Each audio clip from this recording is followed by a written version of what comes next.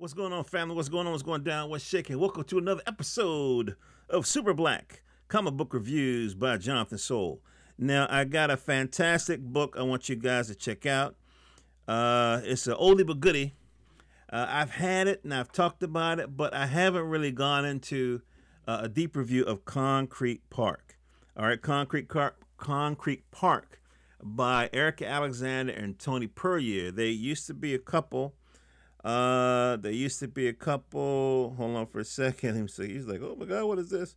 Let me go back to the cover here. Come on, damn it. But there we go. All right, Concrete Park. So originally it came out under Dark Horse Comics.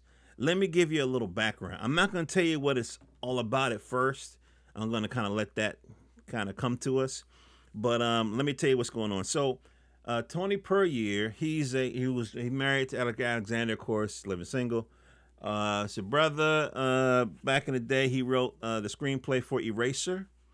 You know, if you remember, it was like a real violent, kind of high-techy kind of movie with Arnold Schwarzenegger and Vanessa Williams. So he wrote that. He did some video production and whatever. But years ago, back in the 90s, he had a vlog, or not a vlog, a blog called Rebel Communique. And he was drunk on there and do some political shit. So I've been following this brother for a long time. All right. Now, back then, Erika Alexander and her brother, whose name escapes me, they were working on a screenplay for like a TV pilot, and everything. And so anyway, that ended up becoming this comic graphic novel. Now, when it came out a few years back, it was hardcover. It was on Dark Horse, and it was just two. And I think this will be a larger, but volume 1, volume 2. So I went and I wanted to do a review on it. I think I bought each one twice, and maybe gave it to one of the kids or whatever. And you give it to kids sometimes, But anyway, so my daughter found it. She said, "Hey, Daddy, blah blah blah." So boom, boom, boom. That's the backstory. All right, let's get into it. Now, Concrete Park. What is Concrete Park about? Let's find out together, shall we? All right, Concrete Park. You send me. All right, guided view. Let's do the guided view thing. All right, let's go. Okay, so I love comic books or things that start out with maps. So this is the world, and so basically we're gonna focus on Scare City, which is basically this whole area, and you can see that there's broken up into different places. The radio station, Gigante, blah blah blah. Big Sur, Annex, La Cruces, whatever. It's a lot of Spanish in here. I'm just going to tell you, I will give you a little hint. It's almost like a Blade Runner vibe in terms of the environment. Okay, I'll give you that much. All right, let's keep going. All right, so this is the map. Let me see. Can I give you, take it out of this view. Can I give you, can we see it together? All right, fuck it. It ain't working. Okay, so anyways, let's go. So first we're going to get introduced to Alex. All right. Okay, here we go. All right, then Robert Alexander. That's the brother's name. I couldn't remember. All right. Let's see here. Yeah. Yeah, man. I remember when I first ordered the books, they set up a website called concretepark.com, and I remember I ordered it. And then I put in the notes, first I want an autograph, and then I put in notes, Tony, I've been working on this novel. Can you write on the autograph, finish your goddamn novel, Jonathan? He was like, are you sure? I was like, yeah. They sure never finished my novel. You know what I mean? But, yeah. Oh, by the way, my novel is Malcolm Mars. Go to Amazon.com and look up Malcolm Mars by Jonathan Soul. You'll find it. It's a dope sci-fi. All right? Okay. All right, let's go. Let's keep going. The past is painful. The present, precarious, but the future's free. All right, so now we're getting introduced to Alex, okay? So what I'm going to do to make things, because I know that it's a timing thing, I'm just going to keep it like this size page for a minute. So long story short, so let's say that we get introduced to the world. So we're in Los Angeles in the near future. Food shortages, the young people march. he got a little girl, a little sister he got to take care of. See, Alex, Isaac, that's back there. I keep saying Alex. Isaac is back there. All right. Of course, there are riots and everything. This brother got shot for some water, and it turns out that was Isaac.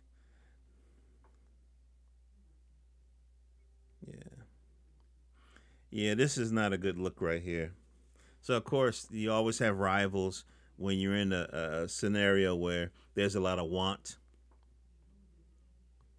Now this guy Boza, he really looks like the brother on Living Single.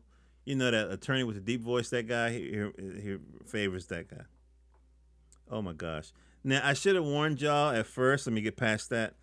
That this is a very violent comic in place. This is a very mature comic in places, and I'll put that on the little, very mature. So this is not for kids in any shape or form.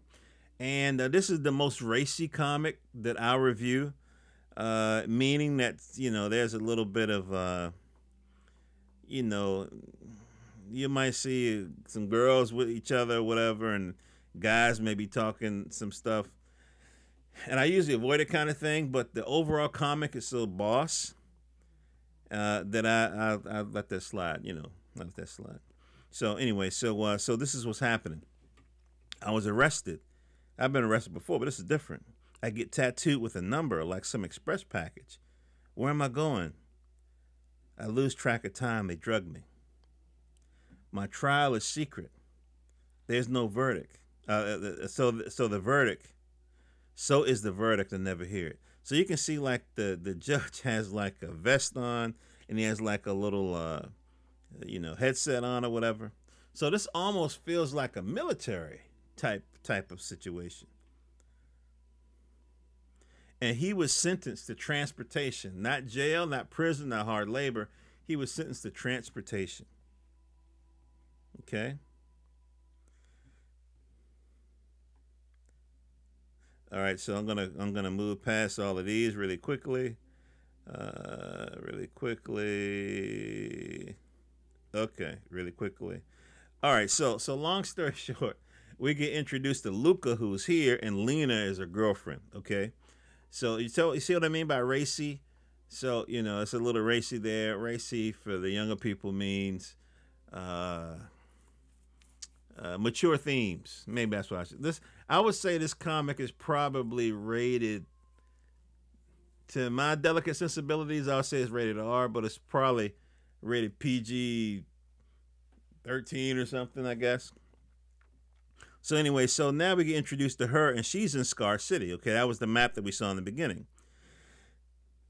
It's a radio station going on. You see, remember I told you guys it was kind of like a Blade Runner kind of vibe? You even look at the color, you know what I mean? The very muted color, like it's mad dusty or whatever. So it's a lot of people going on. It's a lot of people out and about, and I guess they're not really generally that many people out that time of the day. Weird. The streets are full of people already. What are they here to see? They say if you're playing poker and after 5 minutes you don't know who the patsy is, it's you. So it's just about me. All right. So once again, it's once in a lifetime morning. If any luck, da da da. I see all the king's men here already.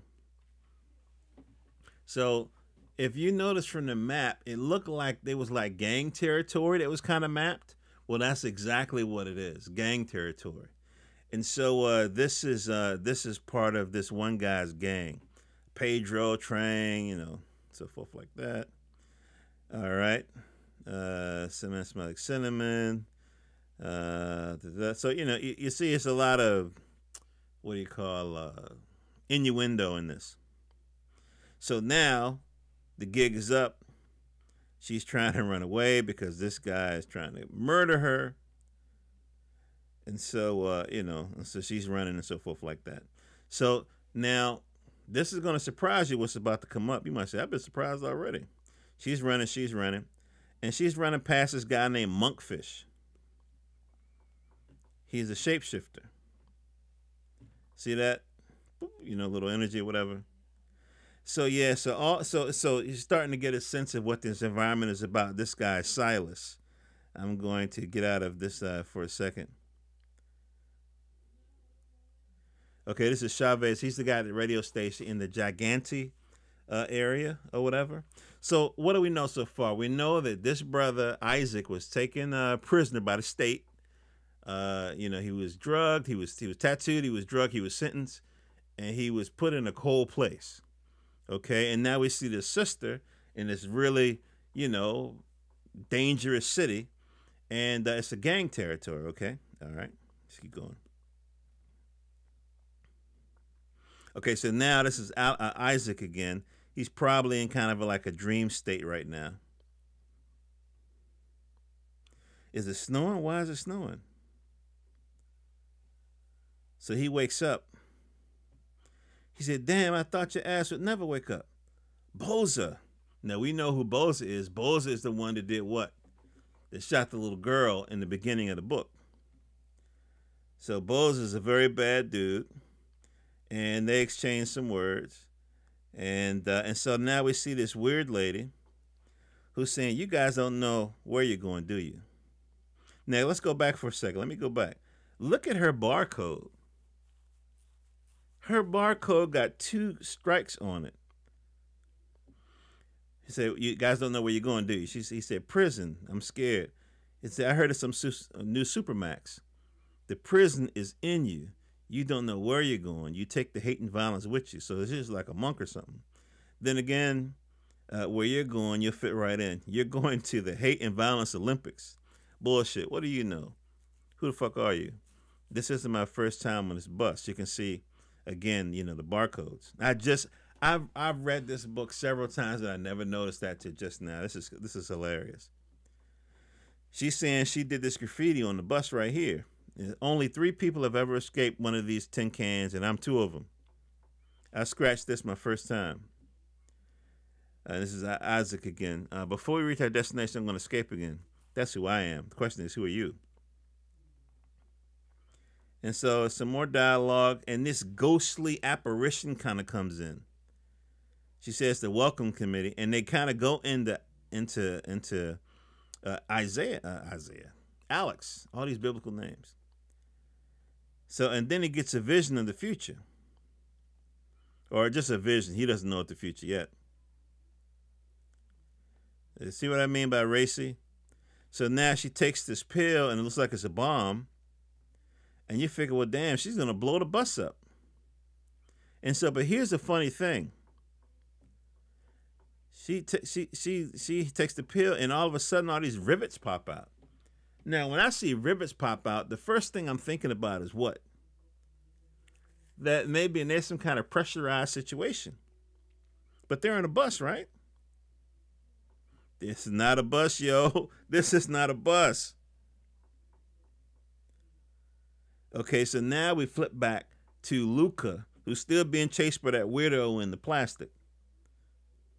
And she starts to kind of, I guess give us a flashback of how she got to this place. She stole an ice crew uniform. She was skinny back then. This is Scar. I keep saying Scar. Scare City. Over 50,000 served. Look at that. What are those? So now look at the twin sons. So now you're starting to get a sense of what's really going on here. Let me go back to that one. The only human settlement on the whole goddamn planet. This gets a little racy again. But yeah, I'm just gonna keep going through it. See, so this is King. Those are the guys whose men that we saw earlier, and one of them tried to pop her. So anyway, she did what she had to do. I'm gonna keep moving forward here. I told you it's probably, I guess you consider it rated R. So now she met this group of girls, the M80s. All right, so now that's the reminiscence over. This is Monkfish again. And so, look, I'm not going to continue because I really want you guys to buy this book on Amazon. Jonathan Soul. Love you.